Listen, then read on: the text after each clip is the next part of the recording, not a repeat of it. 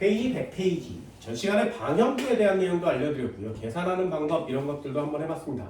방형두는 유일한 계산형 시험 문제라 그랬습니다. 뒤쪽으로 넘어가면 분집 파트의 여기까지가 1단원이거든요. 2단원으로 넘어가면 이제 우리 몸에 대한 내용을 배우게 되는데 그 전까지 생물 파트를 생태계 파트를 이렇게 1단원으로 마무리를 짓습니다. 단원이 상당히 크죠. 내용도 되게 많고요. 그런 거 조금씩 총정리처럼 공부해 주시기 바랍니다. 자, 군집 내 상호작용. 여기는 역시 둘로 나누셔야 돼요.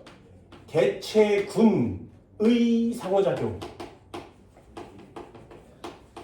또는 개체군 내의 상호작용 이렇게 알려드렸거든요. 이게 아주 예전에 한번 배웠었던 내용이고요.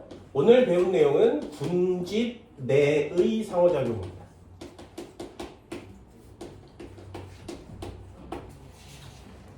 요 군집 내의 상호작용을 요 위에 글자랑 헷갈리게 내기 위해서 개체군 간의 상호작용 이렇게 시험 문제를 내는 얍삽한 학교들도 많이 있습니다.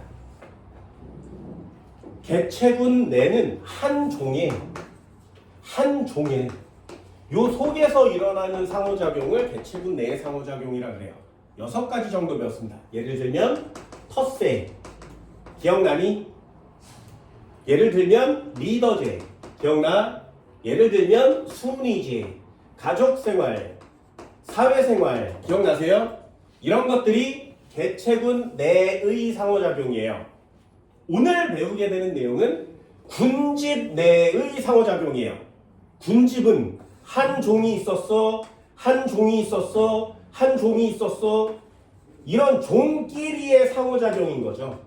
그래서 이만큼을 군집이라고 하는 거고요. 군집 내의 상호작용이고요. 개체군끼리의 상호작용 맞지?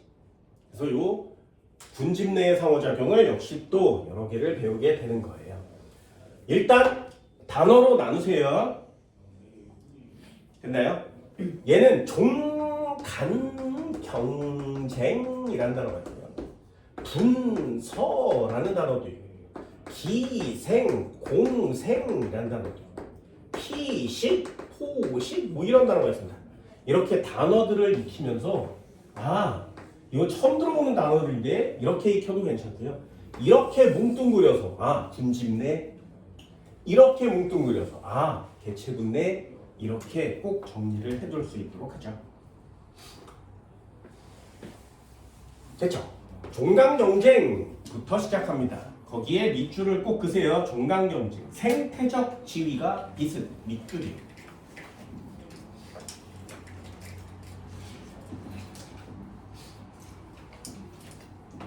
아래 분서 생태적 지위가 비슷 밑줄이에요. 자, 그럼 첫 번째 단어예요. 생태적 지위가 무슨 뜻이냐? 생물이 살고 있는데 그 생물 종들이 A종이 있고 B종이 있대. A종과 B종이 있었는데 얘네들이 서식지가 비슷한 거예요. 그래서 A 지역에서는 X라고, 그러니까 X 지역에서는 Y 지역에서는 상태가 달라. 여기는 비도 많이 내리고 이파리도 많고, 근데 얘는 사막 같은 건조한 지역이에요. 그런데 A종도 B종도 여긴 싫어해. 여기가 좋아. 그래서 여기 사는 거죠. 그럼 얘네들은 같은 지역에 살 확률이 높은 녀석들 맞지? 완전히 다른 지역에 사는 애들이랑은 좀 별개의 종이겠죠. 그러니까 경쟁이 잘 일어나지 않습니다. 생태적 지위는 이렇게 서식지가 비슷한 종을 얘기하고요. 서식지가 비슷하다 보면 먹이도 좀 비슷하겠죠. 그죠?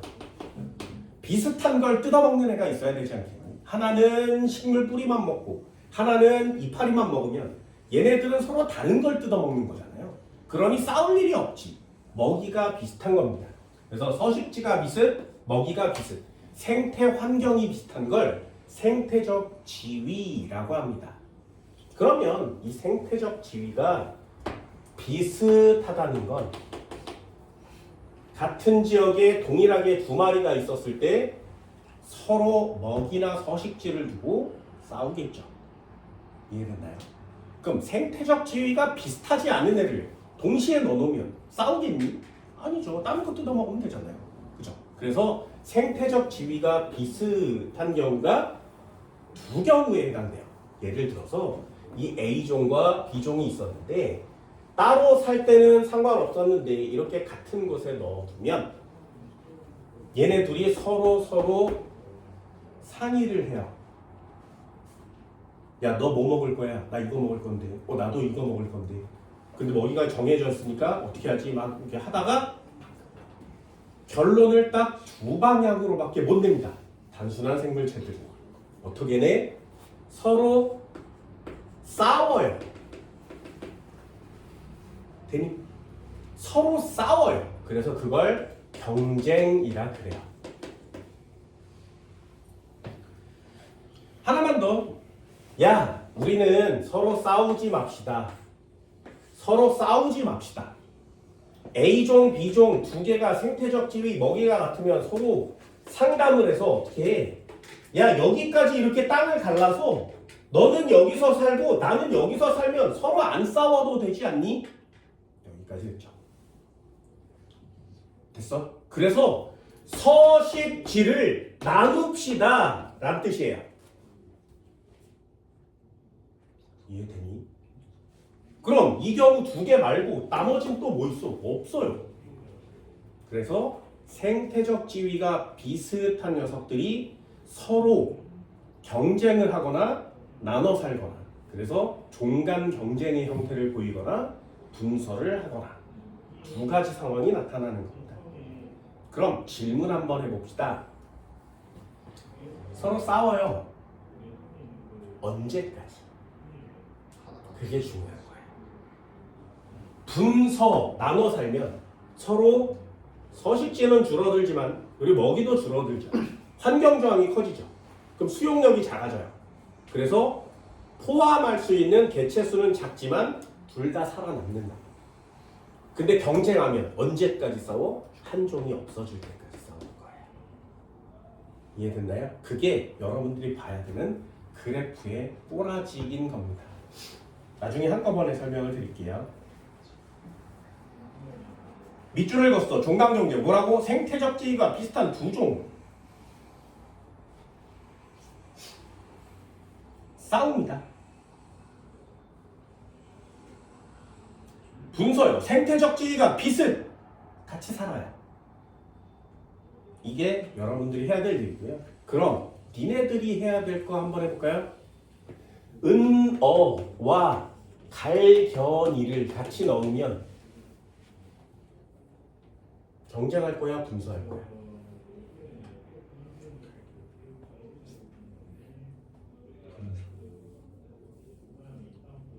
경쟁할 거야, 분서할 거야? 또 지어볼까요?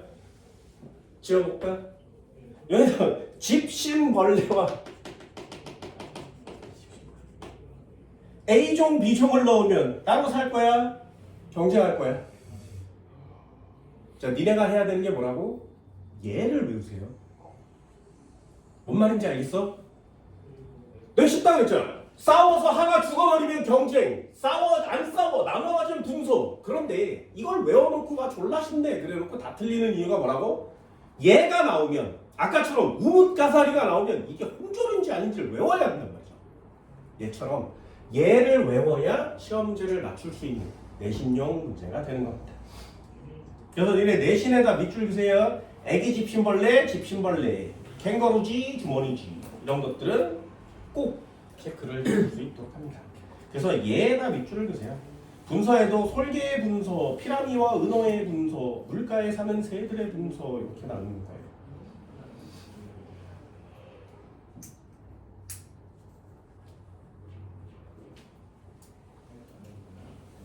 괜히 두 가지는 먼저 설명을 한번 해볼까요?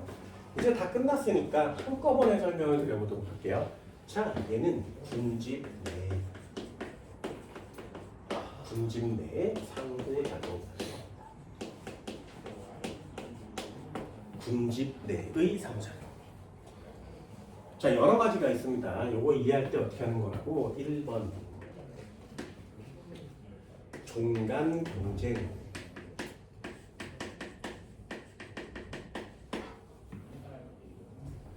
옛날 책에는 뭐라고 나오냐면 경쟁 배타라고 나와요. 경쟁 배타. 그래서 예전 선생들은 경쟁 배타라는 단어를 설명해 주는 선생도 있을 겁니다. 배타는 이렇게 쓰는 거예요.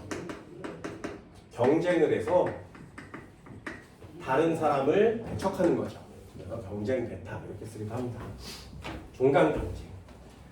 이름을 다 써볼까요? 두 번째, 나눠서 하는 거죠. 분서. 세 번째, 공생. 네 번째, 기생. 다섯 번째, 피식, 호식. 자, 이렇게 5가지입니다. 총 5가지처럼 보이지만 아니에요. 공생을 둘로 나눕니다.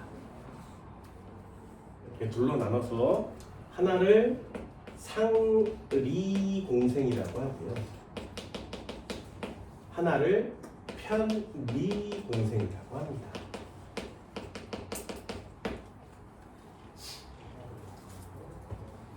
이렇게 총 6개 중에 생태적 지위가 비슷한 생물끼리에 나타나는 현상은 뭐야? 2가지는 적어주셨어요? 얘 2가지요. 생태적 지위가 비슷한 녀석끼리 나타납니다. 그럼 이 시험 문제 뭐 하는 거라고? 얘 외우기. 그렇죠? 내용은 되게 쉽거든요. 한 가지 갖고요. 적당 경쟁.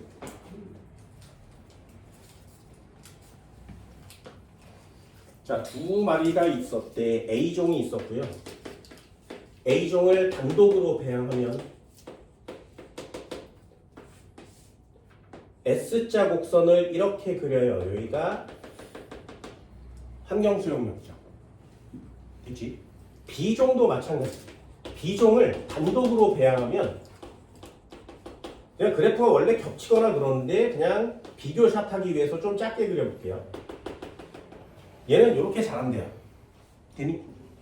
그러면 얘네 둘을 이렇게 섞으면 혼합으로 배양을 하면 원래 A종은 이만큼 자라야 되고요. 원래 B종은 이만큼 자라야 되지. 그치? 원래 기준선대로 자라나야 돼요. 그런데 얘네 둘을 섞었을 때 서로 싸우면 어떻게 되니? 그럼 둘 중에 한 명은 멸종한다 그랬지. 그래서 둘 중에 한 명은 멸종합니다. 됐어요? 그럼 나머지 한 종은 혼자 자랐을 때보다 잘 자라겠니? 적게 자라겠니? 적게 자라요. 왜요? 이미 먹은 게 있습니다. 이해됐어? 이렇게 생각할 수도 있잖아요. 한 종을 다 멸종시켰으니 내가 서식지도 넓어졌고 먹이도 많아졌어. 그러니 더 잘 자랄 수 있잖아 라고 생각할 수 있잖아요. 아니에요. 얘네들을 같이 배양하는 순간, 2개를 넣는 순간 서로 싸움질하고 이러는 동안에도 환경저항은 A종 입장에서도 크지. 그래서 싸움하는 것 자체가 A종한테도 환경저항이에요. 그러니까 환경저항이 커지면 방해를 많이 받으니까 개체수가 더 이상 늘어나지 못하고 줄어드는 겁니다. 되셨나요? 그래서 경쟁을 하게 되면 한 종은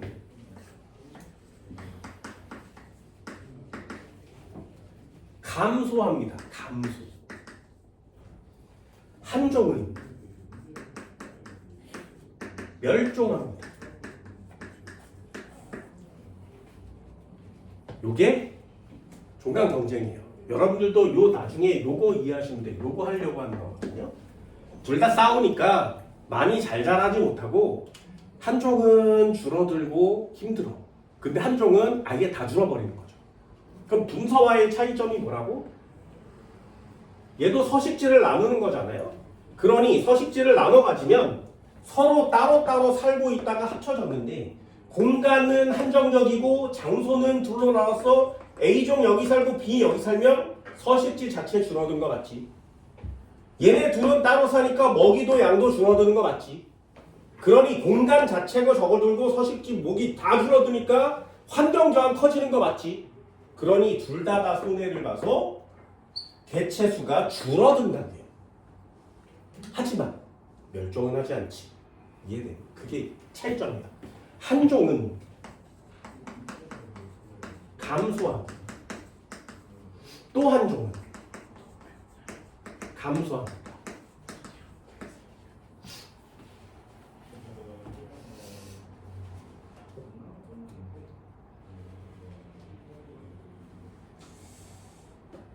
요거 이해할 수 있겠어요? 그래서 여기 두 가지만 그래프를 한번 그려볼게요.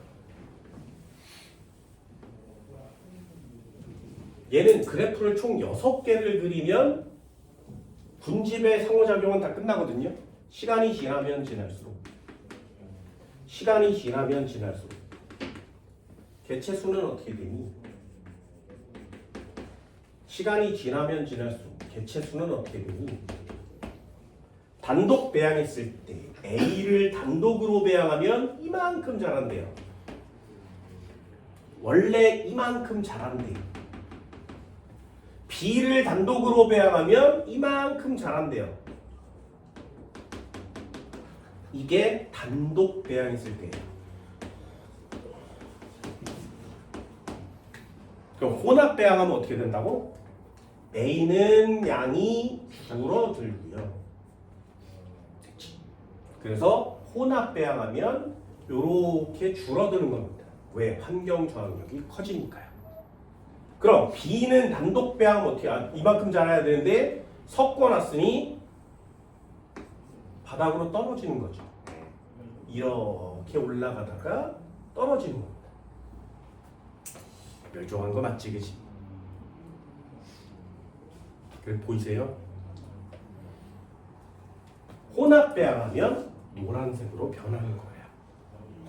그런데 둘 다 감소하되 한 녀석이 멸종한 거 맞죠? 그럼 두 번째 것도 한번 해볼까요? 각각 단독 배양하면 어떻게 된다고? S자 곡선을 이렇게, S자 곡선을 이렇게. 그럼 얘를 혼합 배양하면 어떻게 된다고? 줄어들고요. 얘도 줄어든다. 그래서 요렇게 A는 요만큼 살고요. B는 요렇게 해서 요만큼 살아남는 거지. 그래프 두 개 구별돼요. 하나는 종강경제, 하나는 분서의 그래프가 되는 겁니다.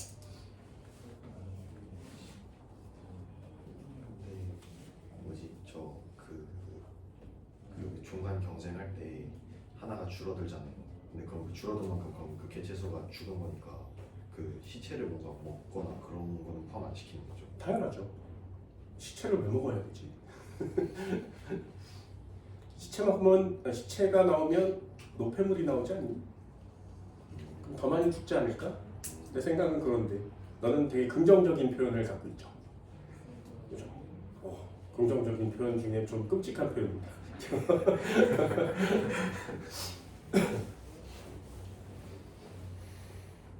간니발이라는 영화 있어요.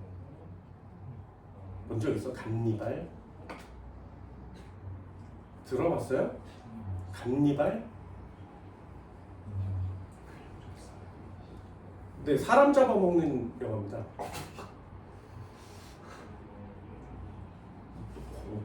너무 무섭죠. 너무 무섭고. 그래서 일본의 한 마을에 축제가 열려요. 일본은 마을마다 축제 있는 거 알고 있죠? 일본 마을마다 축제가 있는데 그 마을마다 맛집이라고 축제를 할 때 나중에 여러분들도 일본 가서 시작하세요. 축제 중에 여러 가지가 있는데 막 이렇게 막 가마 같은 거 막 들어올리고 막 이러는 데도 있고 막 등불을 졸라 크게 만드는 데도 있고 어느 데는 이런 데가 제일 많아요. 이만한 사람 모양의 집을 세워놓고 불사를 지르는 거거든요. 그런 경우가 제일 많습니다. 인형을 태우는 데도 많다고 해요. 근데 거의 대부분 그 인형을 태우거나 하는 곳은 인형을 태워서 신한테 제물로 바치는 인형이거든요. 왜 하필이면 인형을 태워? 사람 죽일 수 없습니다. 네, 진짜 진짜로 실제로 사람을 태울서 제물로 바칠 수가 없으니까. 근데 왜 인형을 태워? 인간의 형태니까. 네, 그럼 그 전에는요. 산 사람을 제물로 바쳤었던 거죠. 산지 아주 옛날에는 사람을 제물로 바쳤었는데 더 이상 사회문화윤리상 바칠 수가 없게 됐으니 인형을 태우는 거죠. 그죠? 그래서 그 전통이, 사람을 바치는 전통이 아직도 남아있다면, 그런 동네가 있다면 실제로 사람을 바칠 수 있지 않겠습니까? 얼마 안 됐습니다. 사람을 제물로 바치는 건 생각보다 되게 많아요. 전 지구가 다 사람을 제물로 바쳤거든요.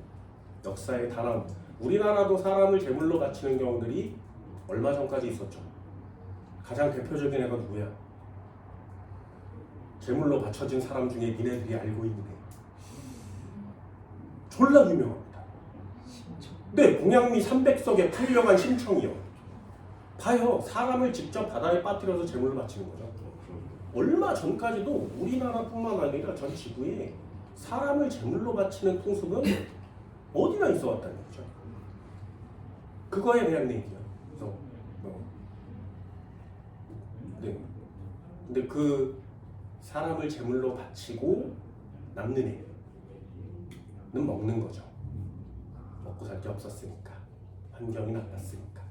그래서 전 지구에 카니발리즘 아직 남아 있을 거다라고 얘기하는 사람들 많고, 그거에 관한 얘기예요. 너무나 무섭습니다. 그래서 막 그거 막 일본에 좀 잘못 놀러 와서 아주 외딴 동네에 가버리면 나 같은 사람을 제물로 바치지 않을까. 그래서 같은 종을 뜯어먹는다는 건 좀 그래요. 동물도 식물도 같은 종을 뜯어먹는 건 좀 그렇습니다. 네, 미개한 생물이라고 다 뜯어먹지는 않고요. 잘 안 먹어요.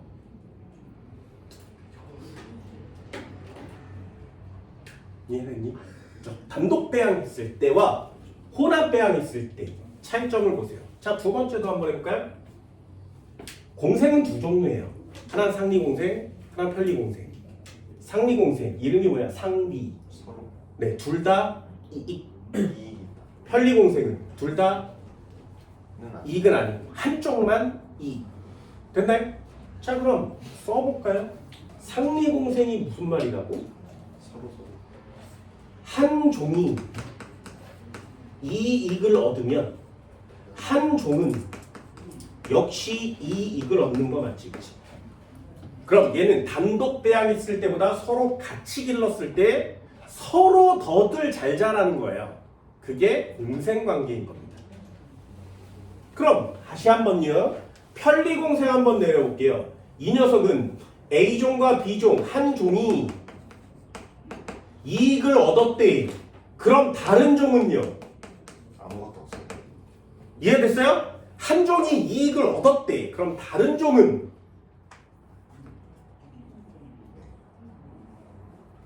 여기까지 됐나요? 얘는 이익도 손해도 아니에요. 그게 편리공생입니다. 그럼 요거 두 개 그래프도 한번 그려볼까요? 이 경우의 수상 더 이상 있을 수가 없어요. X축은 시간, X축은 시간, Y축은 개체수, Y축은 개체수, 생장곡선 A를 단독 배양하면 이만큼, B를 단독 배양하면 이만큼, A를 단독 배양하면 이만큼, B를 단독 배양하면 이만큼. 됐죠? 그럼 편리공생, 상리공생. 상리공생은 어떻게 되는 거라고? 둘 다 이익을 얻는 거예요. 둘 다 이익을 얻었으니 혼자 자랄 때보다 커요. 더 잘 자라는 거죠. 그래서 얘는 화살표가 위쪽으로 올라갑니다. 두 마리가 모두 다. 그래서 A도 잘 자라고요. B도 잘 자랍니다. 되니? 그럼 편리공생은 어떻게 그리는 거야? 하나가 잘 자라면 다른 하나는요? 그대로 있습니다. 이해됐어요? 네. 하나는 잘 자라면 하나는 그 상태 그대로를 유지하게 되는 거예요. 아무런 이익을 얻지 못하니까.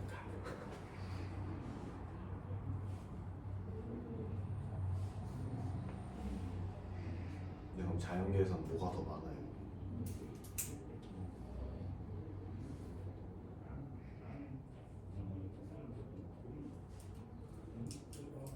그런 걸 얘기할 수 있어요? 얘기할 수 있나?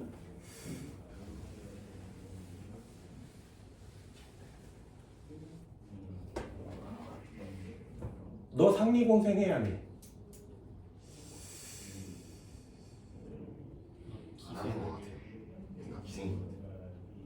오, 그럴 수도 있죠. 그래서 네 몸에 사는 애가 기생충인 거예요. 그런데 인간이든 동물이든 모든 생명체 몸에 균이 살아요. 그 균이 없으면 소화를 못하지 않아요. 소화 못하면요? 죽죠. 네. 그럼 너는 태어나면서부터 지금까지 상리공생을 하고 있죠. 그럼 전 지구의 모든 애들은 상리공생을 할 거 아니에요? 그렇게 따지면 생물체를 어떻게 분류할 수 있겠냐? 그래서 여기다가 박테리아를 끼겨 넣는 순간 생물학은 아무것도 안 배웁니다. 왜요? 내 몸뚱아리가 살아 움직이고 소화기관이 돌고 배설기관이 움직이고 방어작용을 하는 모든 이유는 다 미토콘드리아를 살리기 위함이에요. 그럼 미토콘드리아를 살리기 위해서 내 몸뚱아리가 이따위로 진화했단 말이죠. 그럼 미토콘드리아는 나로부터 보호받을 수 있지. 대신에 미토콘드리아는 나를 잘 보호해줘 그러면서 에너지를 계속 공급해주고 있는 거죠. 그럼 전 지구의 모든 생명체가 미토콘드리아를 갖고 있다면 상리공생하는 거 맞지? 그래서 미생물을 제외하는 거예요.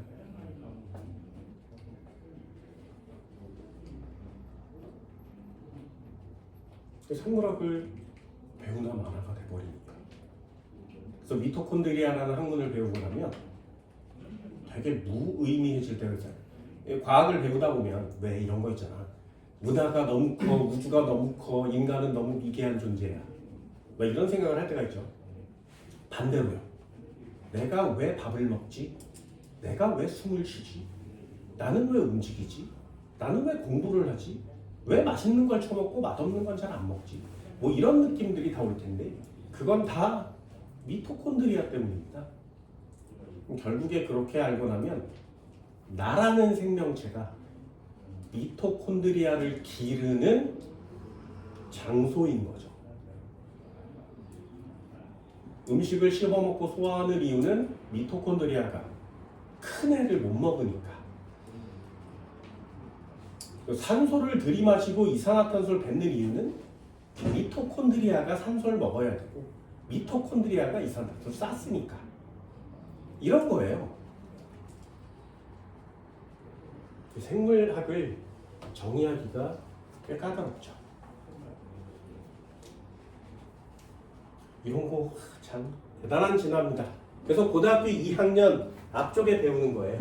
자, 그럼 마지막 기생이요. 여기까지만 배우면 그래프가 완성이 돼야 됩니다. 기생. 그럼 기생은 뭐야? 한 종은요? 얘는 이익을 봐야 돼요. 한 종은. 이길 수도 있고 손해. 얘는 반드시 손해를 봐야 됩니다.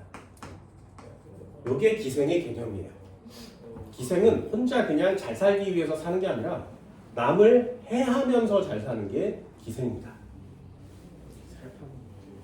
됐나요? 그래서 화살표의 모양이 하나씩 하나씩 다 정해지는 거죠. 그래서 나중에 여러분들도 이 화살표의 모양을 가지고 맞춰내세요.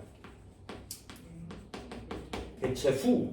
원래 단독 배항하면 하나는 이렇게, 하나는 A, 하나는 B처럼 이렇게 단독 배항하면 살고 있었는데 기생하면 어떻게 된다고? 기생생멸체는 잘 자라요. 하지만 기생을 당한 숙주생물체는 잘 못 자란다. 그렇지. 둘 다 내려가면 경쟁 분소. 그 중에 바닥 치면 경쟁, 바닥 안 치면 분소. 둘 다 올라가면 상리공생. 하나만 올라가면 편리공생. 좌우로 움직이면, 위아래로 움직이면 기생.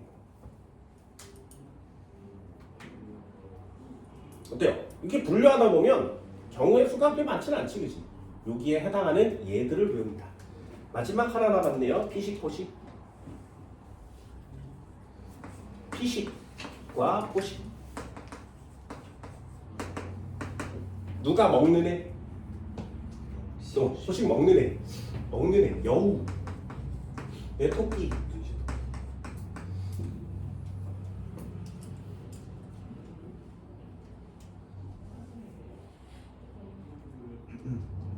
괜히 이 녀석은 그래프를 어떻게 그리냐면 되게 단순하게 그립니다.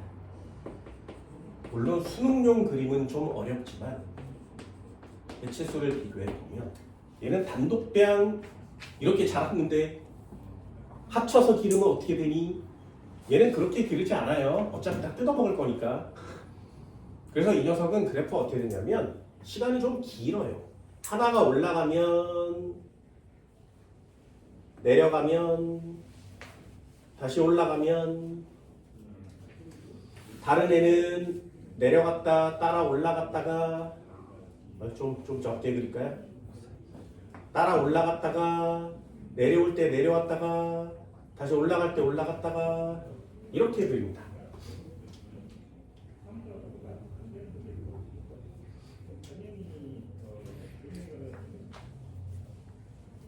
간단하게 이렇게 표시해 보면 한 종이 많아진대요. A종이 많아졌대.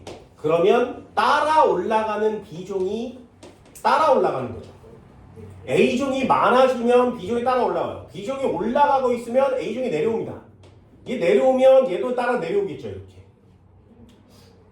그래서 또 바닥을 치면 따라 내려가다가 올라가면 다시 따라 올라가는 거예요.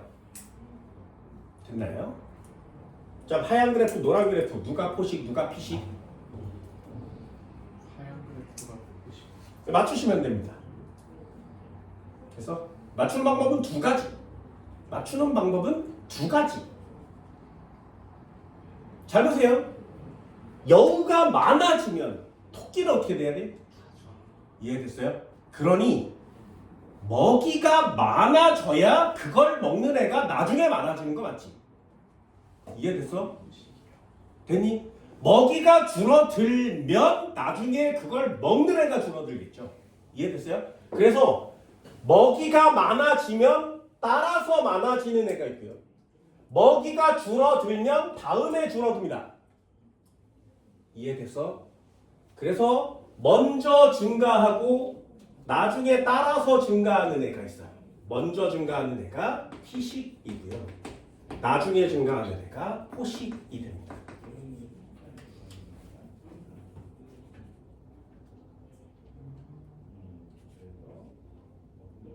어렵지 않지, 그지? 됐죠? 이걸 좀 더 수능용으로 쉽게 맞추는 법을 알려드리면 이 그림이 되게 복잡할 때가 있거든요. 그때는 이렇게 맞추세요. 양이 더 많은 게. 네, 누가 많아? 토끼가 많아? 여우가 많아? 됐어요? 당연히 자연계에는 토끼가 많아야 되잖아요. 이해됐어? 그래서 그래프가 높이 움직이는, 이렇게 움직이는 걔가 토끼가 되는 겁니다. 자, 여기까지는 그냥 설명할 수 있는 군집내 상호작용이에요. 자, 질문이요. 빨판 상호 뭐야? 편리공생. 송이버섯 뭐야? 송이버섯이요.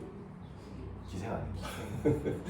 이해할 수 있겠어요? 뭐 하는 건지 알겠어? 얘를 꼭 밑줄 주세요.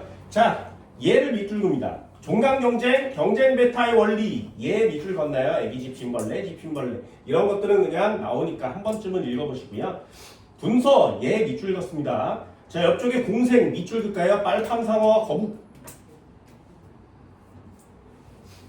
착색 난초와 나무, 까치와 나무, 장로와 물소, 따개비와 혹둥거리. 야, 참 대단하죠, 그죠? 편리공생이라고 합니다. 상리공생이요. 흰동가리 말미잘. 이건 많이 봤죠? 니모를 찾아서에 나오는 애들이니까. 동백꽃과 동박새, 지으류의 균류와 교류가 콩과 식물의 뿌리옥 박테리아 이런 것들도 다 외우셔야 돼요. 청소 놀래기와 도미 들어봤니? 그냥 한 번쯤은 읽어봅니다. 수능에는 안 외워도 되는데 대신에 외우는 거 나오면 맞추세요. 뒤쪽에 기생이요. 사람과 기생충 괜찮죠? 애벌레와 기생벌 겨우살이다. 그냥 한 번쯤은 읽어봅니다. 피식포식 치타와 톰슨가젤 스라소니 문신토끼. 치타가 톰슨가젤만 처먹겠니? 다른 애들도 먹을 거 아니에요. 아무튼 뭐 이런 식으로 나오면 돼요. 아래쪽에 나오는 표 있습니다. 이 표에 별표를 꼭 치세요.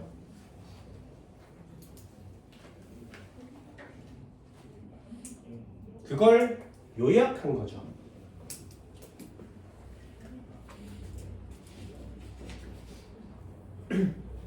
A종, B종을 같이 길렀을 때 둘 다 마이너스면 뭐라고? 경쟁. 그럼 분서는 안 돼? 둘 다 마이너스 분서 안 되냐고. 됐어요? 그래서 종강 경쟁뿐만 아니라 둘 다 마이너스일 때 분서도 됩니다. 그럼 하나는 플러스고 하나는 제로이면 뭐라고? 편리공생. 네, 제로이면 편리공생이죠. 나처럼 하나 플러스 다른 애도 플러스. 상리공생. 예, 이게 상리공생. 기생은 플러스 마이너스. 됐죠? 포식은 플러스 마이너스. 누가 플러스야? 포식자가 플러스가 되는 겁니다.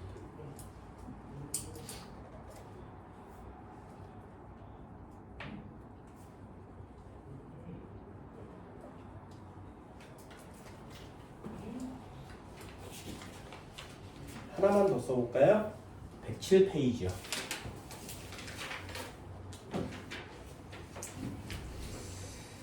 거기에 네모 박스로 나와 있는 애 있어요. 네모 박스. 보이니? 그리고 옆쪽에 그래프가 나와 있는 거 있지. 그래프를 보고 맞출 수 있겠어요? 나 무슨 관계? 피식 포식. 됐지? 그럼 피식 포식 중에 A종 B종 누가 피식? B는 포식. 쉽죠? 간단하게 고를 수 있잖아요. 그럼 앞쪽에 그래프도 한번 설명해 볼게요. 십자가를 이렇게 그려볼게요.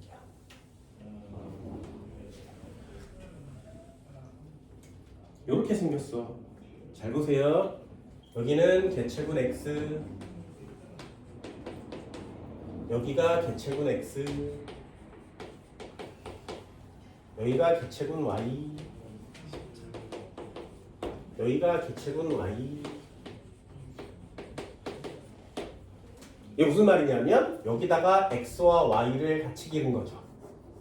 이해됐어요? 여기 X와 Y를 같이 기른 거예요. X와 Y 같이 기른 거고요. X와 Y 같이 기른 거예요. 됐지? 그럼 위쪽은 얘가 이익, 아래쪽은 얘가 손해. 이쪽도 마찬가지죠. 이쪽이 손해, 이쪽이 이익이라면 됐어요? 이렇게 그래프화 되어 있는 시험제 맞추세요. 자, 제일 쉬운 것부터 한번 해볼까요? 여기에 뭔가가 쳐졌다면 얘는 X와 Y를 동시에 길렀을 때 둘 다 이익인 거 맞지? 그럼 여기에 해당하는 내용은 뭐야? 둘 다 이익이래. 상리공생.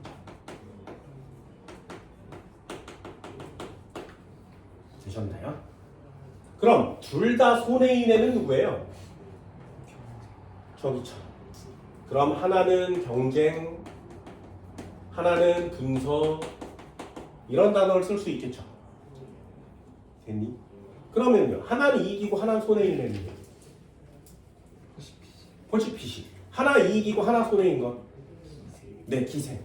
아무데나 쓰셔도 된다. 거기처럼 여기에 기생이라고 주어줬다면 여기에다가 피식포식을 쓸 수 있어요. 아무데나 써도 돼요. 이 피식과 포식 기생은 아무데나 써도 됩니다. 대신에 만약에 여기가 포식 피식이라면 이익권애가 누구라고? 포식. 여기다 기생을 써놨어. 그럼 기생 생물체가 누군 거야? Y인 거죠. 숙주가 누군 거야? X인 거죠. 그럼 마지막 하나만 해볼까요? 편리공생입니다. 있잖아요. 상리공생, 경쟁분서, 기생, 피식포식 하나 남았죠. 6개인데 편리공생 어딨어? 근데 편리공생은 손해를 보면 된다고 안 된다고? 안 되죠. 하나는 이익인데 하나는 손해도 이익도 아니에요. 그러니 Y가 이익도 손해도 아니라면 X가 이익이어야 되죠. 됐어? X가 이익도 손해도 아니라면 Y가 이익이어야 되죠. 되니? 그래서 여기에 있는 선이나 여기에 있는 선에 존재하면 편리공생인 거예요.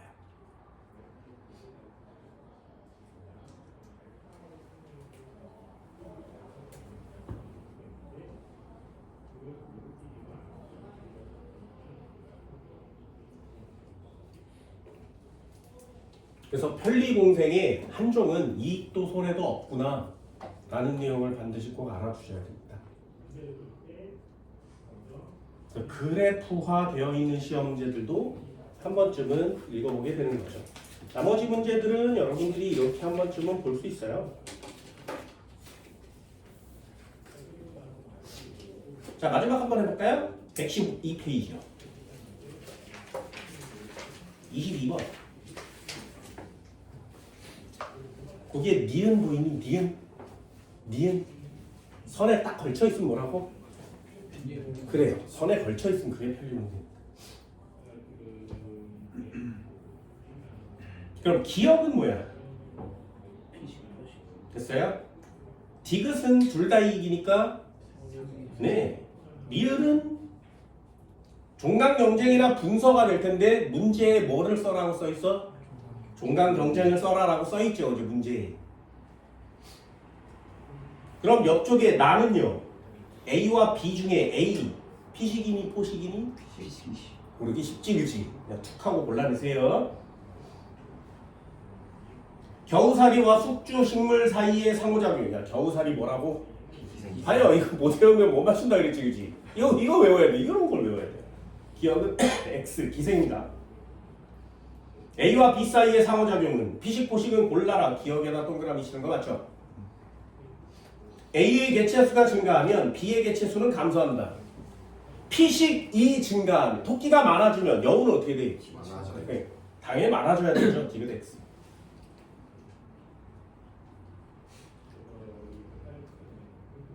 이해됐어요? 따개비 이런 것들도 여러분들 맞춰내셔야 되고요. 한 문제만 더 해볼까요? 이런 문제들은 뭐 어려운 문제가 별로 없습니다. 119페이지요. 13번.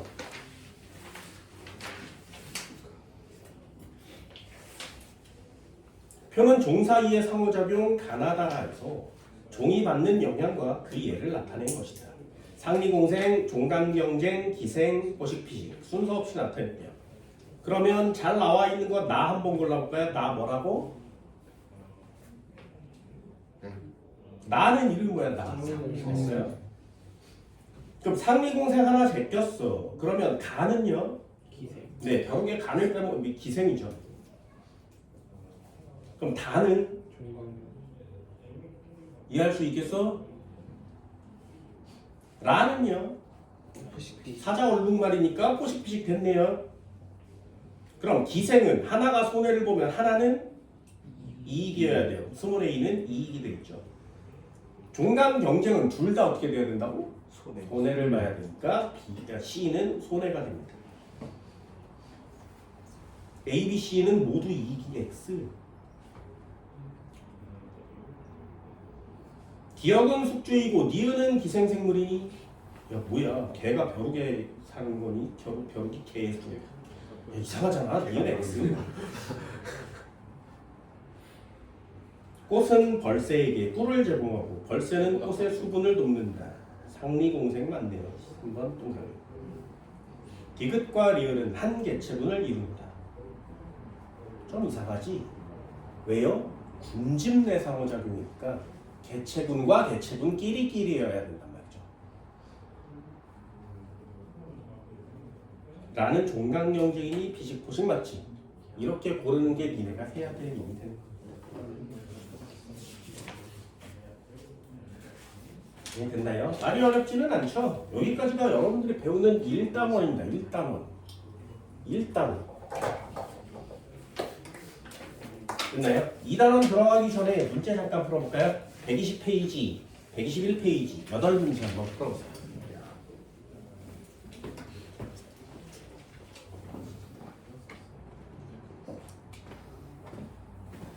안드로이드, 나 그거 나오기 전에 빨리. 시켜야 돼. 네. 124페이지요. 여기 마저 간단히 정리하고 오늘 수업도 마무리 짓습니다. 124페이지. 여기서는 신경에 대한 내용을 배워요. 신경과 신경계, 뉴런이라는 단어를 배우고요. 신경세포라는 단어를 배우게 됩니다. 뉴런의 종류라는 것도 있고요. 휴방세포 들어봤나요? 굉장히 중요한 단어고요. 옆쪽에 125페이지 오면 연합뉴런, 구심성 뉴런, 원심성 뉴런 이런 단어들도 있습니다. 뉴런의 종류가 되게 많아요. 일단 뉴런 외우셔야 되고요. 126페이지 신경자극의 전도라는 단어가 있습니다.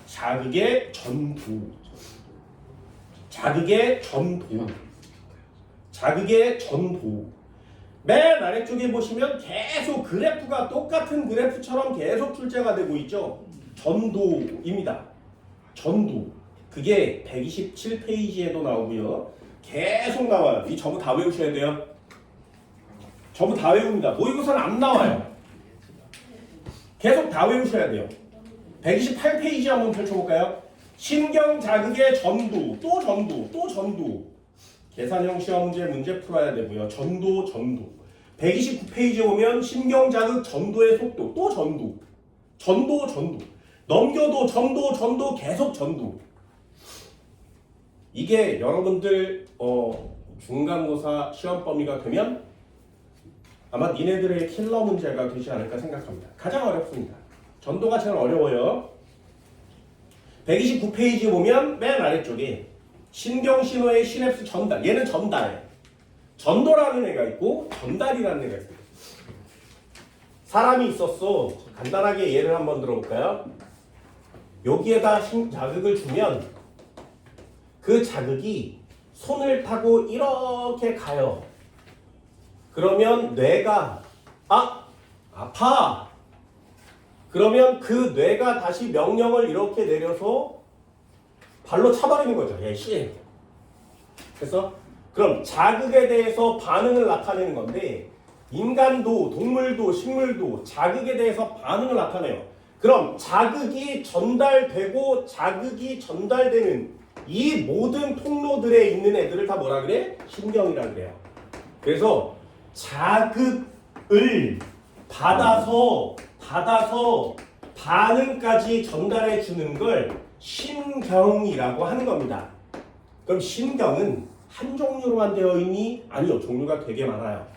그래서 신경이 이렇게 생긴 애가 있었는데 여기다가 자극을 줬을 때 그 자극이 요렇게 진행하면 그걸 전도라 그래요. 전도. 다시 전도는 뭐냐면 자극을 받은 신경이 딱 하나예요. 그래서 그 한 뉴런에서 자극이 이동하는 현상을 전도라고 합니다. 됐나요? 그럼 여기까지 왔어. 양쪽으로 왔어. 돌멩이를 물에 던지면 양쪽으로 퍼지는 거 맞죠? 사방으로 퍼지는 거 맞지? 얘도 마찬가지. 자극을 주면 그 자극이 이동합니다. 양쪽으로. 그러다가 양쪽 끝에 도달해요. 그럼 그 뒤에 또 다르게 이어진 신경이, 그 뒤에 또 다르게 이어진 신경이 있을 거 아니겠니? 그럼 여기까지 자극이 왔으니까 이 자극이 와서 넘어가서 여기까지 갈 수도 있는 거고요. 자극이 와서 넘어가야 되는데 못 가는 부분들도 있습니다. 그럼 자극이 하나의 뉴런에서 다른 뉴런으로 건너가는 걸 뭐라고 한다고? 전달이라고 한다. 됐나요? 일단 두 가지가 달라요. 전도는 한 뉴런에서의 자극이동, 전달은 두 뉴런 사이에서의 자극이동. 됐나요? 그럼 신경계의 신경에 대한 내용을 한번 해보도록 할까요? 되게 신기하지. 진짜 신기하거든요. 신경은 기계 장치로 만들어낼 수 없습니다. 진짜요? 네. 그래서 예수님만 가능하시죠. 괜히 신경은 이 척수에서 이 손가락 끝까지 또는 이 척수에서 이 발가락 끝까지 여기 뒤꿈치까지 있거든요. 여기서부터 여기까지 그게 인간이 갖고 있는 신경 중에 가장 긴 신경이에요. 하나로 돼 있어요. 딱 하나로. 그래서 여기 척수에서 뒤꿈치까지 이어진 신경 중에 그 신경이 탁 잘라지면 움직일 수가 없어요.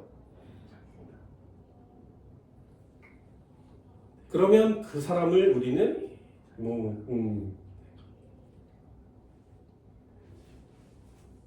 그럼 그 사람을 일으켜 세우려면 어떻게 하면 됩니까? 휠체어. 세우는 방법이 신경을 다시 이어야 돼요. 그런데 끊어진 애는 잽싸게 잊지 못하면 니네 상처가 나면 이렇게 아물지르지. 그것처럼 이렇게 돼서 이어지지 않습니다. 그러니 딱 한 가닥이 끊어지면 부부가 되는 거죠. 그럼 그 녀석을 일으켜 세울 수 있는 방법은 새 거를 통째로 척수에서부터 뒤꿈치까지 갈아 끼우는 거예요. 근데 얘를 못 만들지. 그래서 이걸 일으켜 세우는 건 기적인 겁니다. 그러니 하나님이나 신, 예수님만 가능하신 거죠. 그 정도예요. 그럼 시신경이 파괴가 되면 안 보이지.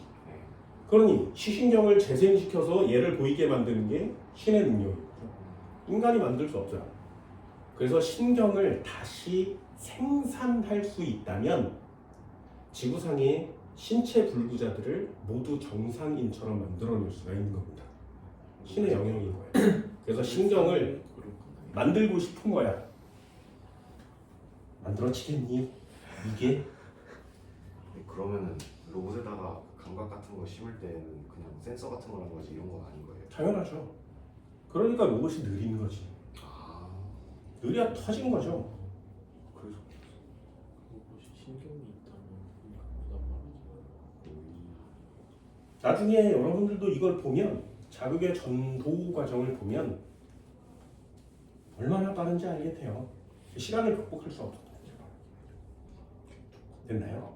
자, 페이지 124페이지 신경할 때 내용은 간단하게 하나만. 자, 이쪽에만 뉴런이라고 합니다. 뉴런. 자극의 전도, 전달 파트 넘어가기 전에 하나만 할게요.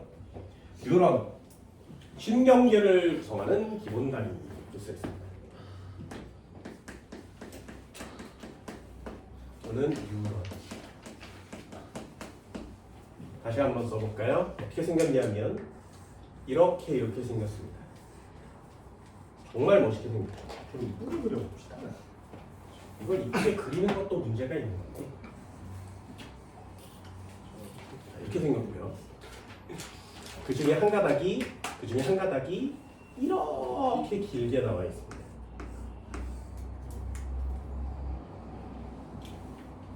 여기에 동그란 핵이 들어있고요.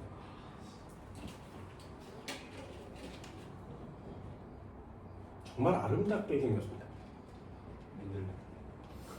여기 어딘가에 니네들이 알고 있는 모든 기억이 존재합니다. 궁금한 거죠. 도대체 어떤 형태로 기억할까요? 어디다가 무엇으로 기억할까요? 인간은 모르는 게 너무 많지. 자, 신경이 이렇게 생겼어요. 핵 있는 부분이 있고요. 핵이 들어있습니다. 핵이 들어있는 이 머리 부분 이름을 뭐라고 해? 신경의 세포체라고 합니다.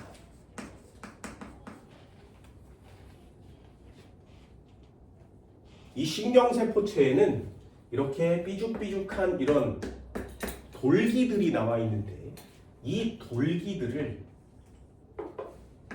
가지돌기라고 합니다.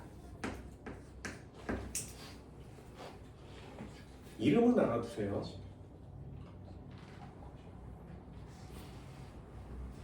신경세포체 중에 핵을 가지고 신경세포체에 핵이 들어있는데 그 부분을 신경세포체 또는 신경세포체에 삐죽삐죽 나와 있는 부분을 가지돌기라고 해요. 그 돌기들 중에 하나가 길쭉하게 나와 있거든요. 이 길쭉하게 나와 있는 돌기를 축삭돌기라고 합니다.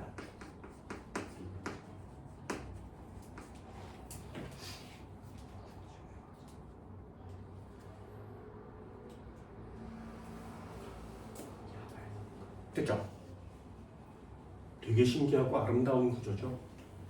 이 축삭돌기 중에 요렇게 생긴 이상한 구조를 갖고 있는 뭔가가 막 달려 있어요. 요 녀석을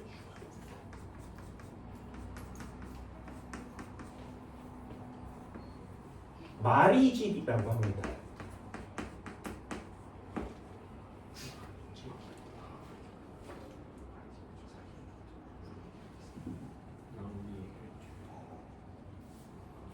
그리고 요 마리집과 마리집 사이에 요 비어있는 공간이 있거든요. 요걸 찾아낸 사람 이름이 랑비에라는 사람이에요. 그래서 여기가 랑비에, 마디라 그래서 결절이라고 하는 것입니다.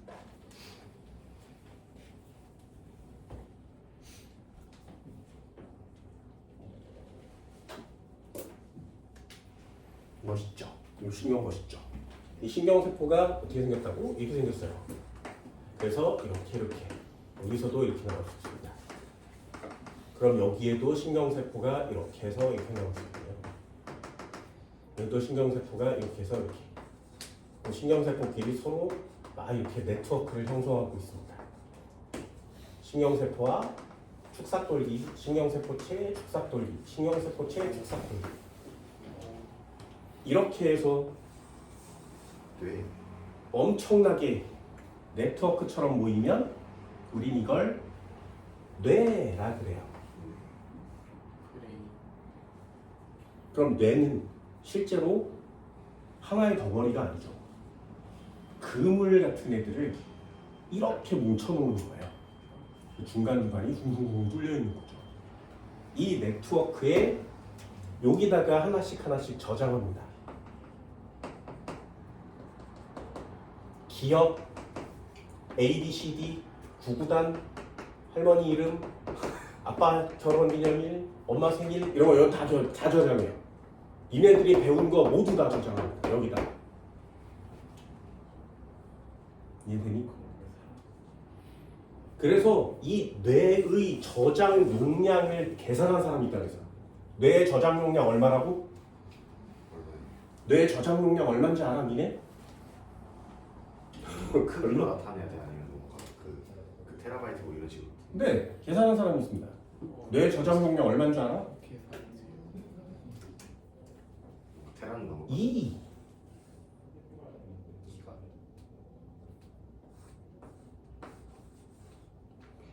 페타바이트 겁나 크네. 됐나요? 이 페타바이트 그게 뇌의 저장 용량입니다. 이네 페타바이트가 얼마잖아? 테라보다 2번 더 큰 거 아니야? 테라가 1000배면 우린 그걸 기가가 1000배면 그걸 테라라고 하죠. 그럼 기가 테라의 1000배면 그게 페타예요. 그래요? 됐어? 그렇게 나는 저녁 공간에 이쪽으로 이렇게 니네 뇌의 저장 공간이 이만큼입니다. 장난 아니지. 생각보다 진짜 용량이 많죠. 근데 왜 나는 머리가 나빠? 왜 안 좋아? 안 좋아요. 든 게 없으니까 안 좋은 거야.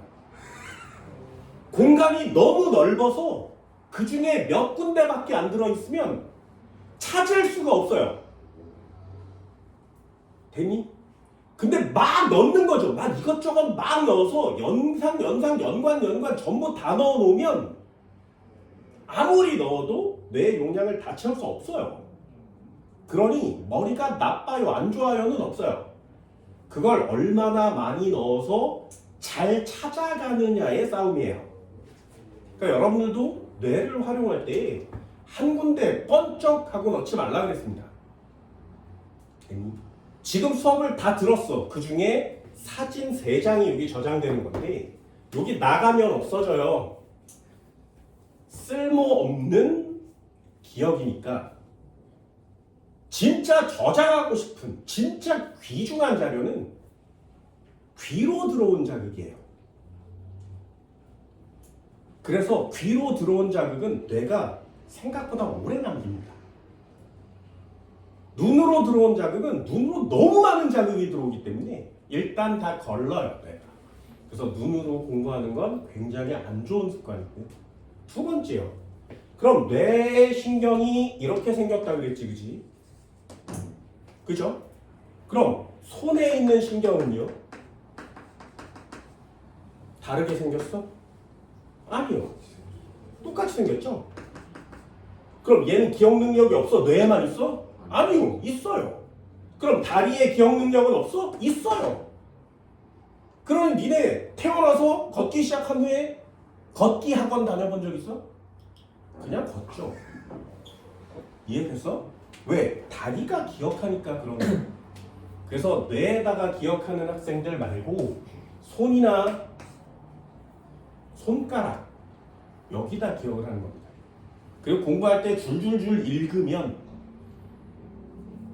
나도 모르게 그 정답 같은 내용을 복습하면서 여기 저장할 수 있죠. 그게 계속 들리는 거거든요. 그러면 시험 볼 때도 연관 타들어갈 수 있다는 거예요. 그게 내 활용 능력입니다. 그래서 공부를 할 때는 좀 중얼중얼대면서 공부를 하실 필요도 있고요. 그리고 음악을 들으면서 공부하는 사람들도 있는데 음악을 들으면서 공부하면 내 시험 볼 때도 음악을 들으셔야 돼요. 됐어? 음악과 내가 외운 게 겹쳐지면 연관이 2개가 생겨서 좋은 거예요. 그런데 이게 겹쳐지면 찾기가 어렵죠. 대신에 이 음악을 들으면 얘가 다시 떠오르는 거예요. 그래서 기억의 법칙상 그렇게 공부를 하는 건데 시험 볼 때 책 놔두고 시험 봐요? 그럼 시험 볼 때 핸드폰 옆에 놔두고 볼 수 있어? 그럼 시험 볼 때 패드 펼쳐놓고 볼 수 있니? 그럼 혼자 공부할 때 핸드폰을 책상 저 멀리 넣어놓고 공부하는 사람, 공부할 때 다른 거 다 버리고 프린트만 앞에 놓고 공부하는 사람 되니? 그래서 내가 얘기하잖아요. 늘 공부는 교재로 하는 게 아니라고. 됐어?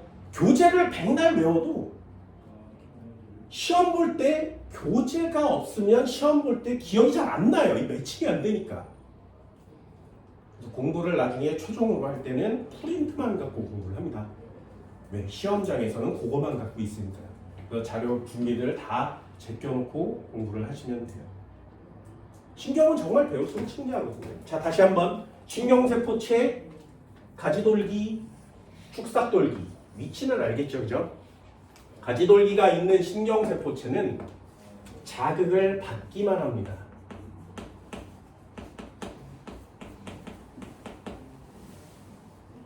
자극을 받기만 해요.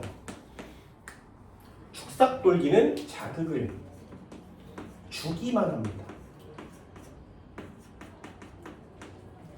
축삭돌기 쪽으로 자극을 받을 수는 없어요. 가지돌기라고 써도 마찬가지입니다. 신경세포체에 가지돌기가 포함되어 있기 때문에 가지돌기는 자극을 받아요. 축삭돌기는 자극을 줘요. 이런 구조로 되어 있어요. 두 번째도 한번 해볼까요? 신경을 분류 한번 해봅시다. 한꺼번에 다 설명을 드리도록 합시다. 신경 분류. 첫 번째는 마리집으로 분류합니다. 마리집이 있는 애가 있고 없는 애가 있습니다. 마리집이 있는 애와 마리집이 없는 애. 마리집이 있는 애는 마리집 신경. 네, 이름이 그냥 말이집이에요.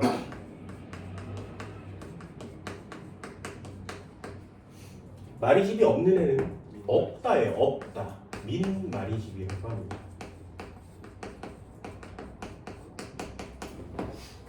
그렇죠? 자극은 누가 빠르니? 마리집. 네, 마리집 신경이 자극의 전도 속도가 빠릅니다.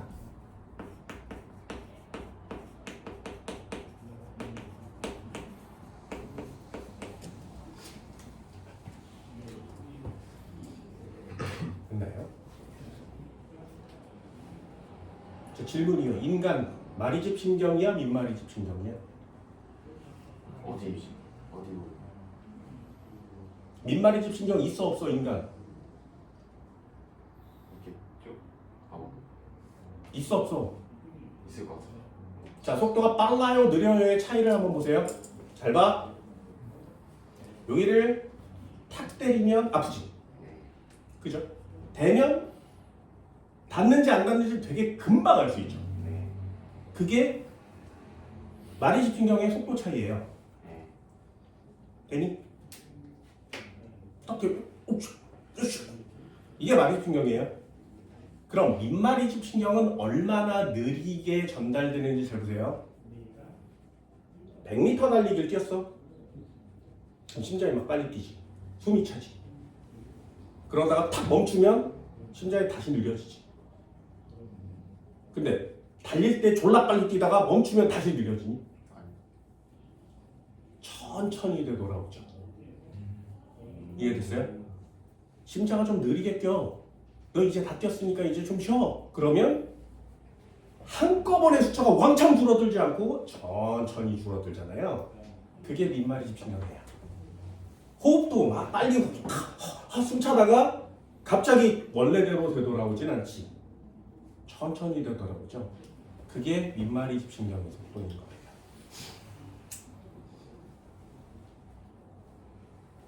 그럼 여기다가 체크 하나 해줄까요? 왜 빠른 거야? 마리집은 절연체입니다. 절연체.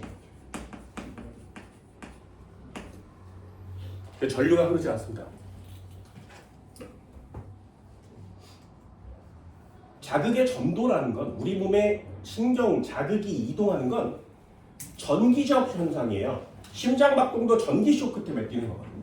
그러니까 전기 자극을 이용해서 내가 움직이고 있는 건데 여기다 자극을 주면 그 전기 자극이 뇌까지 갔다가 전기 자극으로 운동을 시키는 거예요.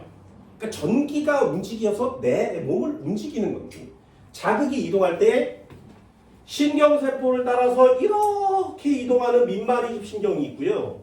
얘는 절연체로 둘러싸여 있으니까 여기서부터 여기까지 점프해서 뜁니다. 점프 이렇게 가요.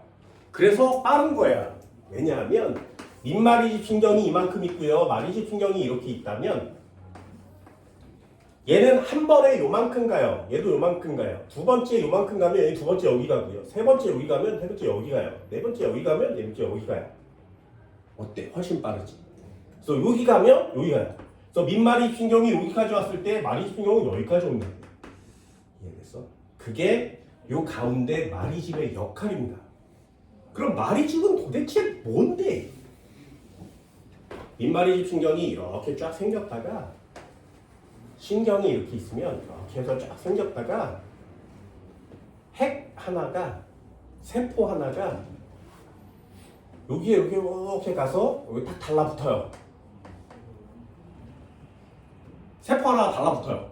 그럼 이 세포가 이렇게 생긴 세포가 달라붙으면 형태를 바꿉니다. 점점 이렇게 옆으로 길게 점점 옆으로 길게 변신해요. 그래서 이 신경의 축삭돌기를 대골 감싸는 거예요. 이렇게 됐나요? 니네 왜 젤리 같은 거 먹고 여기 쭉 펼쳐진 거 있잖아요. 똘똘똘똘 말려있는 거 그것처럼 말려있어요. 그래서 여기를 돌돌 말아요. 그러니까 세포 하나가 또 여기 가서 얘를 돌돌 말아요. 또 여기 가서 돌돌 말아. 그게 마리즘이 되는 거거든요. 그럼 요 세포 이름을 뭐라 그래? 요게 휴반세포예요. 휴반세포가 마리즘이 되는 거죠. 세포에 핵 들어있습니다. 그래서 신경세포 여기서부터 여기까지는 마리즘이 있으면 세포가 하나니 아니면 세포 여러 개예요. 그래서 신경 뉴런을 조직이라고 얘기하는 겁니다. 두 번째도 한번 해볼까요? 2번 분류. 장소에 따른 분류도 있어요. 기능에 따른 분류도 한번 해볼까? 감각 뉴런이라는 거고요. 연합 뉴런이라는 거. 운동 뉴런이라는 게 있습니다. 감각 뉴런은 감각 기관에 붙어 있는 녀석이에요.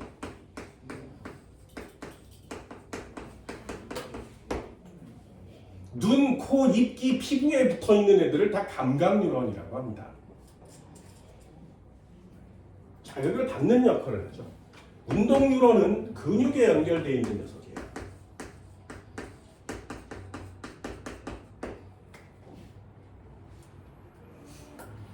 연합 뉴런은 감각과 운동을 연결시켜주죠.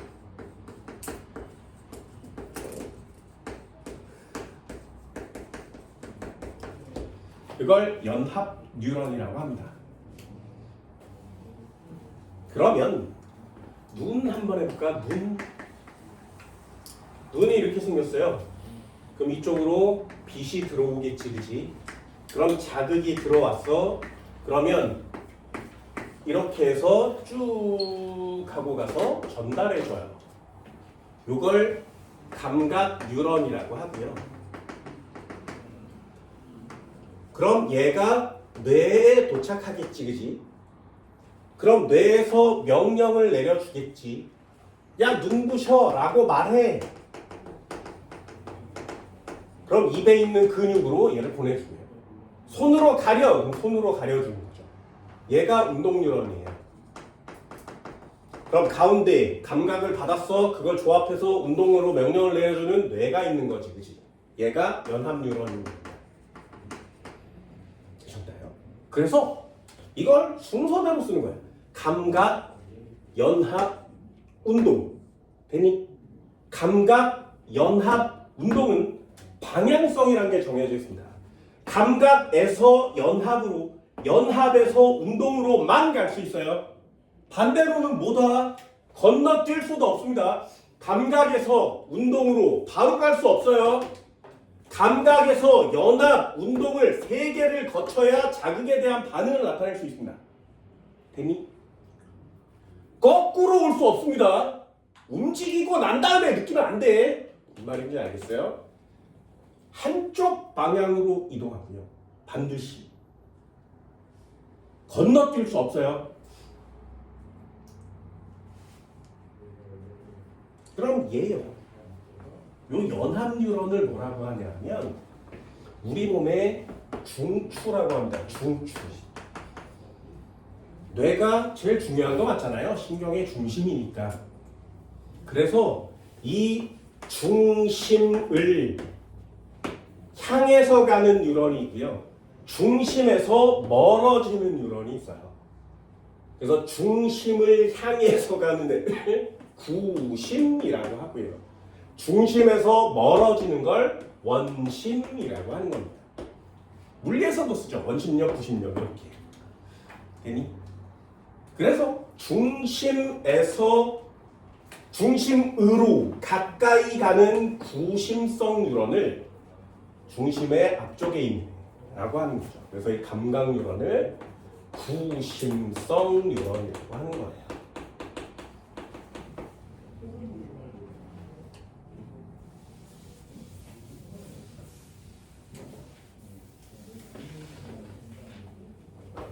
그러니까 운동 뉴런은 중심에서 멀어진 거 맞지? 운동 뉴런을 원심성 뉴런이라고 합니다.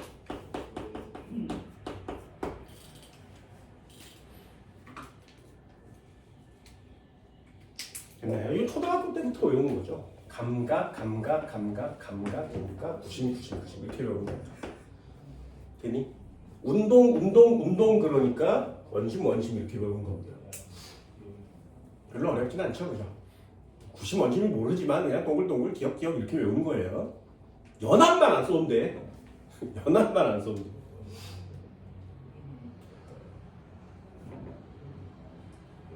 됐죠? 자, 그럼 특징 하나만 해볼까? 잘 보세요. 이게 마지막 특징이에요. 눈, 감각기관이고요.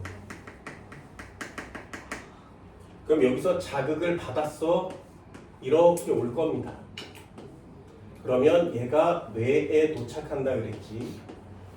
그러면 이 녀석이 이렇게 와서 근육에 도착할 거예요. 근육을 움직일 거거든요. 되니? 그럼 가운데 있는 애 이름이 뭐라고? 가운데 앞에 있는 거 뭐라고? 감각 뉴런, 구심성 뉴런. 그럼 연합 뒤에 있는 거 뭐라고? 원심성 뉴런, 운동 뉴런. 여기까지 됐죠? 됐나요? 잘 보세요. 그러면 반드시 방향이 어떻게 된다고? 여기서 자극이 들어왔으니 쭉 가서 전달,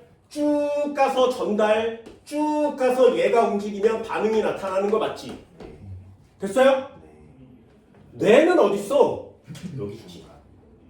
발을 움직일 거야. 여기 있지.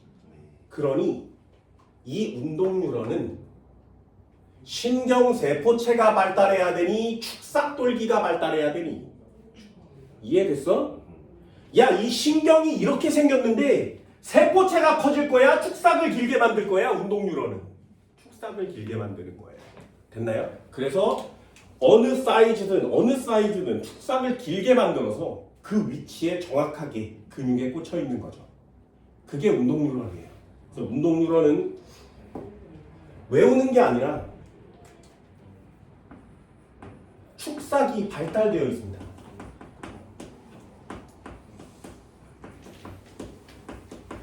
이거 당연한 거죠. 그럼 두 번째요. 연합 뉴런은 눈에서만 자극이 와? 아니지. 코에서도 와야 되고요. 근육에서도 와야 되고 피부에서도 와야 되죠. 그럼 연합 뉴런은 가장 많이 해야 될 짓이 뭐야? 자극을 전부 다 와서 받아들여야 되지. 그래서 연합 뉴런은 가지돌기가 발달돼 있어요. 멀리 가질 필요가 없으니까 축삭돌기가 길 필요가 없는 거죠. 왜 이렇게 하는 거야? 얘 하려고 그러는 거야. 얘 감각 뉴런. 감각 뉴런은 쓸모없는 애가 있습니다. 감각 뉴런의 신경세포체가 하는 짓이 뭐라고? 자극을 받는 애죠. 자극을 받는 애예요. 그런데 자극을 받는 애야. 그런데 감각 뉴런은 자극을 받는 곳에 뭐가 있어? 자극을 받는 기관이 따로 있지. 그런 자극을 받을 필요가 없어요. 이해됐니? 그래서 신경세포체가 퇴화되는 거야. 왜? 기관이 따로 있으니까. 그래서 이 감각 뉴런은 신경세포체가 퇴화되고 있습니다.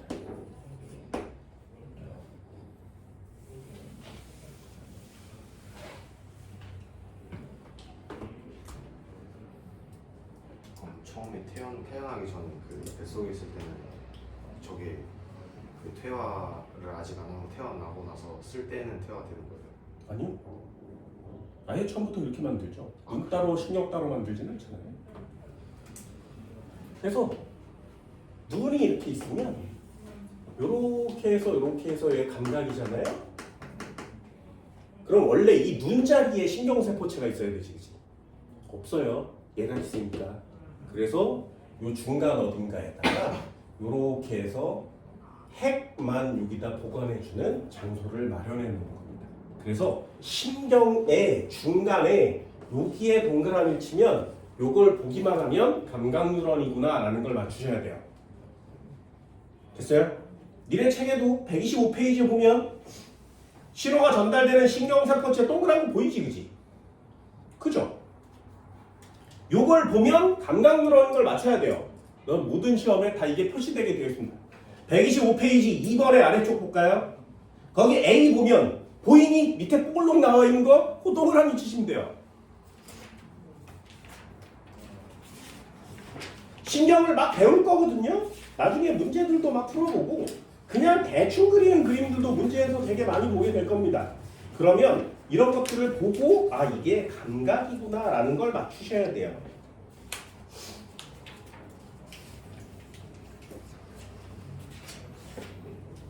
(151페이지) 한번 펼쳐볼까요?